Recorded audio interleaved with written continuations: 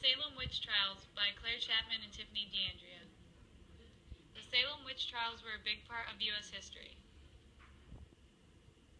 The trials took place in Massachusetts. In Salem, Salem was settled in 1629. 20 people were killed, 19 of them were hanged, while one was pressed to death. 200 people were accused of witchcraft during this time.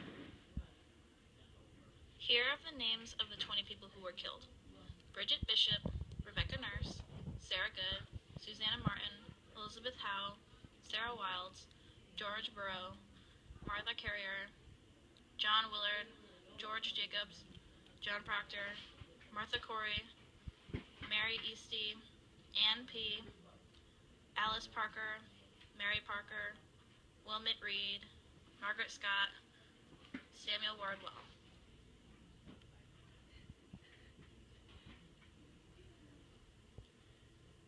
How did it begin? Reverend Parris was named minister in 1689. He moved to Salem with his daughter Betty, his niece Abigail, and his slave Tituba. Betty and some other girls, such as Mercy Lewis, started acting strange.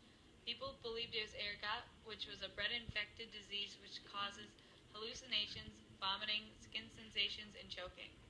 Talk of witchcraft started shortly after Cotton Mather's published his book, Memorable Provinces. The first trials were Tituba's, Sarah Osborne's, and Sarah Good's. Eyes were especially on Tituba because she was accused of telling the girls of witchcraft, omens, and voodoo. Tituba confessed on being with the devil, but she said the devil was blocking her path from being a good Christian. Everyone that was accused started naming names, so more than 100 people were accused. This is a picture of Sarah Good's tombstone and a picture of Cotton Mather's. This is the meeting house where the trials took place. What was the 17th century view of witches? In 1641, witchcraft became a capital crime. Witches were considered a physical manifestation of evil and were a threat to society. They were also viewed as slaves of the devil. This is how witches were viewed in the 17th century.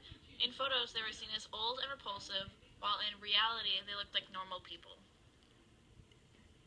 What caused this hysteria? Some suggest that it was a mental illness that caused the girls to go crazy. The illness that caused the girls to act out are mass hysteria, mass hypnosis, or delusions. The definition of hysteria is an uncontrollable outburst of emotion or fear, often characterized by irrationality, laughter, or weeping. This is an image of things a person could describe that they saw if they were hallucinating. Why were the Puritans so afraid? Puritans are colonists who left England seeking religious tolerance. When hearing about men and women who practiced witchcraft, or who tried conjuring the devil, they were very afraid. They feared Satan would choose those who were weak to continue his work. Why were the accusations taken seriously? An Indian war was happening 70 miles away from Salem, so people believed the devil was around because they believed that Indians were evil and associated with the devil.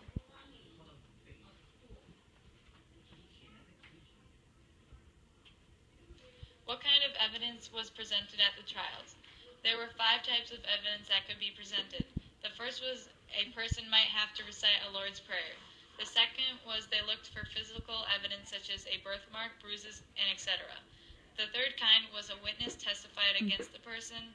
The fourth is spectral evidence, which is if someone saw a spirit or a ghost in the form of the accused. The fifth is a confession.